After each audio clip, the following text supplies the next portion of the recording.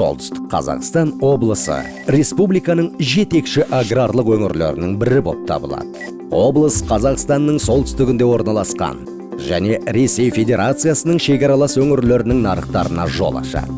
Солтүстік Қазақстан облысы экономикасының негізін ауыл шаруашылығы мен өнеркәсіп құрайды. Солтүстік Қазақстан облысы еліміздің жетекші астық өңірі. Жыл сайын облыс алқаптарында барлық қазақстандық астықтан ең жақсы сападағы 3/1 бөлігі өндіріледі. Облыста мал шаруашылығының одан әрі өсуі және ет өнімдерінің экспорты үшін барлық жағдай жасалған. Облыста пайдалы қазбалардың көптеген түрлері анықталып, әртүрлі дәрежеде зерттелді. Өңір аумағы солтүстік Қазақстандағы уран кенді, алмазды және қолайлы сирек металды провинцияның бір бөлігі болып табылады. Солтүстік Қазақстанның индустриялық кешенінің жетекші саласы машина жасау болып табылады.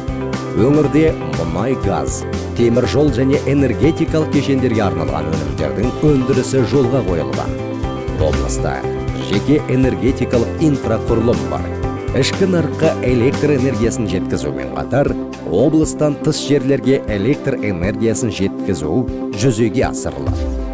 Географиялық жағдайының тиімділігі, автожолдар тығыздығының жоғарылығы және ірі темір жол торабы өңірге жоғары транзиттік әлеует береді. Өңір Батыс Еуропа, Батыс Қытай трансазиялық темір жол магистралінің солтүстік дәлізінің бір бөлігі болып табылады. Неге солтүстік Қазақстанға инвестиция салу тиімді? Географиялық орналасуы тиімді, табиғи ресурстарға бай, іскерлік ахуалы қолайлы, кәсіби кадрлары бар, тарифтік саясаты төмен. Солтүстік Қазақстан облысына өзара тиімді ынтымақтастық аумағына инвестиция салыңыздар.